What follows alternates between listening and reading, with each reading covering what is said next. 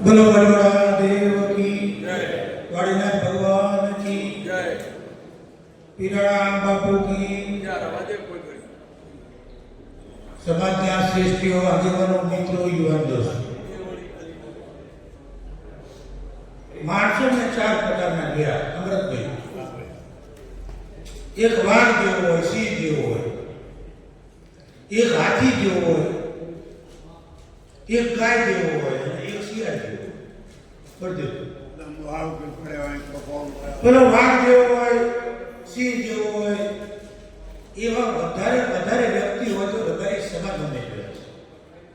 કઈ પણ તકલીફ હોય તો જાહેરમાં બોલે, મોઢ ઉપર હાથ મૂકી બોલે અને વળતી જીવન જીવે. આ સમાજની કાયમ માટેની ધરોહર અને આપણા સ્વભાવ છે. હાથી જેવો હોય એને કશું ફેર ન પડે, દુનિયા જ્યાં ચાલતી હોય ચાલે, એની મસ્તીમાં ચાલે. અને ગાય જેવો હોય, મૂગા મોટી બધું સહન કરે. અને શિયાળની કોઈ બીજી વાત આપણાથી ગાયને બહુ વળી કરે, બીજું કશું ન કરી. તો મને તો એવું 100% લાગે છે, અહીં બેઠા છે મારા સિંહ જેવા ભાઈઓ બેઠા છે, હાથ ઊંચા કરો, આપણો બંધ કરો. બે હાથ ઊંચા કરીને આપણે નક્કી કરીએ, આ સપોઝ આપણે વિચાર્યું નતું કે આવી જગ્યા આપણા જોડે હોય, એ જીવન કરીને શ્રદ્ધાંજલિ આપીએ એટલી ઓછી પડે. આ સંપૂર્ણ પાયો ને આજે અહીં બેસીને આપણે પંચાયત કરતા થયા. અમદાવાદમાં આપણે ક્યાંય બેસવાની જગ્યા નથી. આ સમાજની મહેરબાની, સમાજની આવડત, સમાજના યુવાન દોસ્તો, ટ્રસ્ટી મંડળ, આગેવાનો બધા ભેગા થઈને રાત દિવસ મજૂરી કરીને એક જગ્યા આપણે ઊભી કરી. અહીંયા શરૂઆત થાય એટલે રબારી સમાજ ગુજરાતનું નક્કી કરવો જોઈએ, કાજ કરવું છે. આ આપણી કર્મભૂમિ છે. બળદેવભાઈ અહીંયા જે નક્કી કરીએ એ રબારી સમાજમાં આખા ગુજરાતનું અવાજ બનવું જોઈએ. મુકેશભાઈ ઢીલી વાતો નહીં કરવાની અને ઢીલી વાતો કરીને માઇક પર નહીં આપવાની. આપણે જે વાત કરીએ અમૃતભાઈ, એ સમાજનો ભવિષ્યનો પાયો આ ભૂમિ ઉપરથી નક્કી થવો જોઈએ. તે બધા સમજો કરો. બોલો ભગવાન મહારાજ કી જય, બોલો વડવડા દેવ. આપણે પહેરવાની આપીએ નહીં, લેવી પણ આપણે નક્કી કરીશું દૂધ થવાનું છે. એ બહેનોનું સંમેલન સારું બોલાવો, અમદાવાદની બહેનો એમાં બધાને કમ્પલસરી પોતાના બહેરાને લઈને આવવા. એમાં હું મારું બહેરું લઈને આવીશ, જેના જોડે લગ્ન કરે છે એનો વાત કરું છું. અને અંદાજે મારી બહેનો, મારી સાડીઓ જેટલા અમદાવાદમાં છે એટલાને લઈ હું આવીશ. આપણે તમને એટલી પોતાની કરીએ પણ ઘેર કહેવાય કે ભાઈ આ નહીં થાય, આ કરવું પડશે. આ વાતમાંથી આપણે મહિલા મંડળને તૈયાર કરવું પડશે. આપણું નવું જનરેશન, આપણી દીકરીઓ બહુ તૈયાર છે.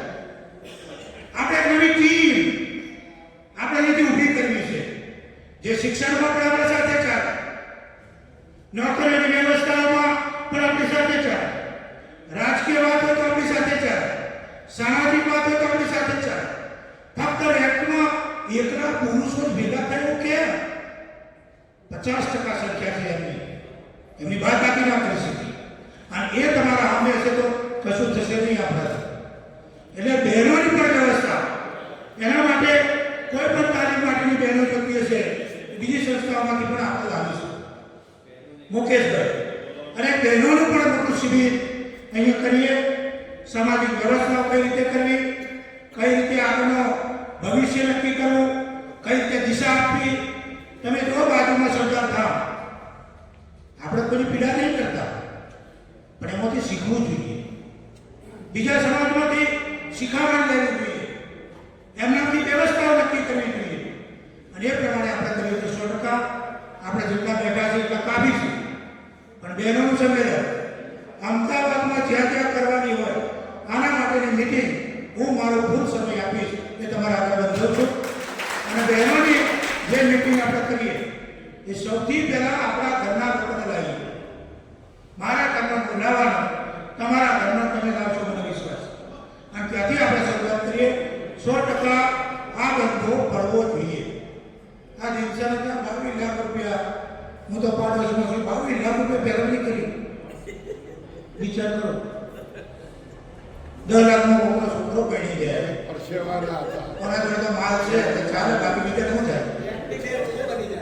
હા, ટેક્સી બે રૂમો બની જાય, કોઈ છોકરાનું ભવિષ્ય બની જાય, એને છેક સુધીનો ભણવા માટે કોઈનો દીકરો આપણે દત્તક લઈએ જેની વ્યવસ્થા નથી, એનો દીકરો દત્તક લઈને કોલેજ સુધી અભ્યાસ કરાવીએ એવી વ્યવસ્થાઓ કરવી છે. આ સંસ્થાની એવી વ્યવસ્થાઓ કરવી છે કે ભાઈ આપણે પેરવણી લેતા નથી, આપણે તો આડા દાડે પણ નહીં લેવાનું, જાહેરમાં સ્વગતપૂર્વક છું આડા દિવસે પણ નહીં. અને આપણે વ્યવસ્થા કરવી છે કે જેના છોકરાને ભણવા માટેની વ્યવસ્થા નથી એના છોકરા દત્તક લેવા, એ છોકરાના કોલેજ સુધીનું એજ્યુકેશન થાય, એ છોકરા દત્તક રઘુભાઈ લે તો એ છોકરાની ફી રઘુભાઈ ભલે છેક સુધીની વ્યવસ્થા કરે. આ રીતની વ્યવસ્થા કરો તો સમાજનો વિકાસ થાય. તમે બધા બહુ બુદ્ધિજીવી લોકો અને બુદ્ધિશાળી લોકો, અધિકારીઓ, સમાજના આગેવાનો, અમારા ભાઈ પંચાયત અમરતભાઈ જેવા બેઠા છે, લલ્લુભાઈ, બધા શિક્ષણના જેવો બેઠા છે. ખૂબ તમારા બધા જોડે